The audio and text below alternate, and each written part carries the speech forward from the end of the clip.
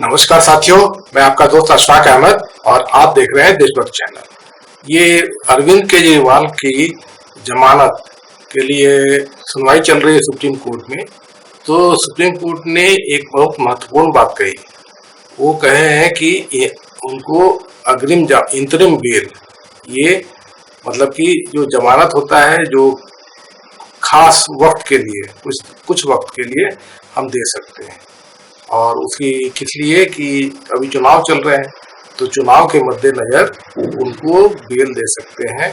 तो उन्होंने पूछा, जो ईडी के जो वकील हैं, जो सॉलिसिटर जनरल हैं, उनसे पूछा कि अगर हम उनको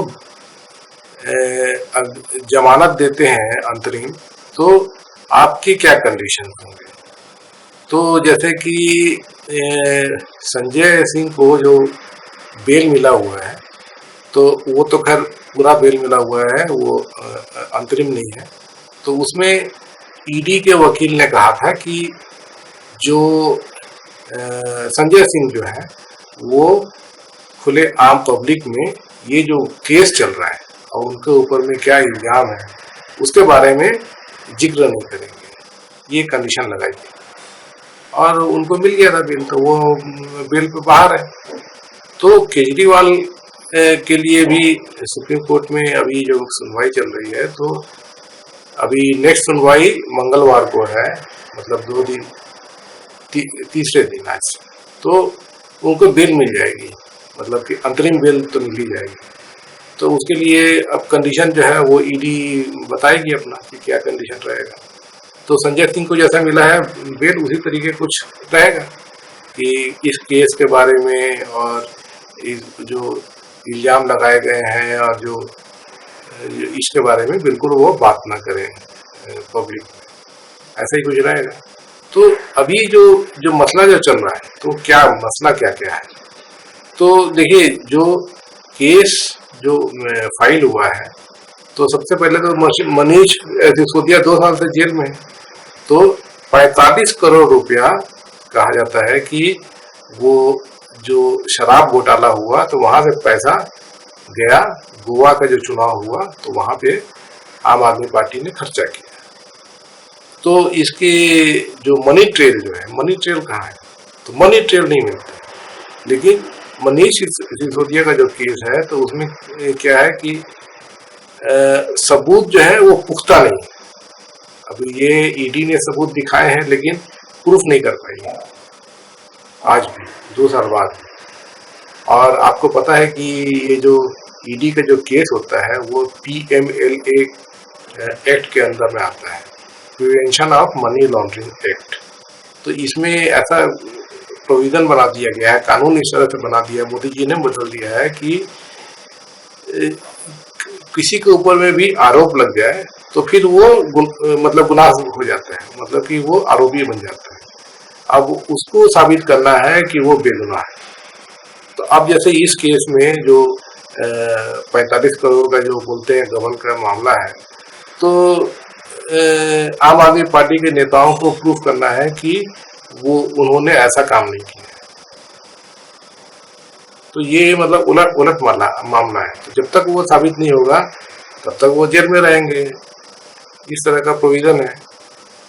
तो अरविंद केजरीवाल का जब मामला है, तो इसमें मार्च तक, इस साल के मार्च तक, मतलब अभी 1.5 महीना पहले तक उनको मतलब एक एक्यूज मतलब कि एक आरोपी की तरह का कोई समन नहीं भेजा गया था। उनसे सिर्फ सवाल पूछने के लिए ईडी ने बुलाया था उनको, 5-6 समन दिए थे। तो शुरू में केजरीवाल एक बार गए, उसके बाद फिर नहीं गए, उसके बाद में वो इधर उधर बिजी रहे। तो उसके बाद में आखिरी में उनको गिरफ्तार कर लिया गया और तब से वो जेल में। तो ये मामला जो अरविंद केजरीवाल का है, तो इसमें तो मतलब कि गिरफ्तार करने के पहले उनके ऊपर में आरोप ही नहीं था, उनसे सिर्फ सवाल पूछने के लिए ईडी बुला रहे थे। तो बिना आरोप लगाए गिरफ्तार कर लिया गया है केजरीवाल। तो ये मामला है लेकिन जो केस होता है ये इसका ईडी का, तो इसमें वो एक बार गिरफ्तार हो जाए तो बहुत मुश्किल होता है, जब तक वो कुछ साबित मतलब कि हो जाए ना हो जाए कि वो गलत आरोप लगा हुआ है, तब तक वो आदमी जेल के बाहर नहीं आ पाता है। तो इस केस में जो मामला जो है, तो उसमें जो अभिषेक सिंघवी हैं, जो वकील हैं केजरीवाल के, तो उन्होंने कहा कि भाई वो तो आरोपी थे ही नहीं, जितना भी लंबा केस है जो भी, तो उसमें तो आरोप ईडी ने खुद उनको आरोपी नहीं माना है, तो फिर आप कैसे जेल में भेज दिए हो, तो ये सवाल है। तो अभी फिलहाल जो ऐसा दिखता है कि जो जगदीश खन्ना और दत्ता की जो बेंच है, तो उस वैसे मतलब कि ये जो जज है, तो ये जज बहुत फेवरेबल जजमेंट नहीं देते हैं। जैसे आपने ईवीएम का भी हाल ही में देखा, ईवीएम का जो केस गया था, तो वही चीज यहाँ पे भी दिखता है कि इसीलिए जल्दी सुनवाई, जल्दी बेल वेल के बारे में वो जल्दी फैसला नहीं दे रहे।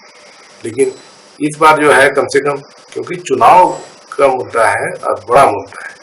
अब देखिए पूरा जो आम आदमी के पार्टी के जो सबसे बड़े नेता है वो सब जेल में है, सिर्फ संजय सिंह अभी बाहर आ पाए हैं।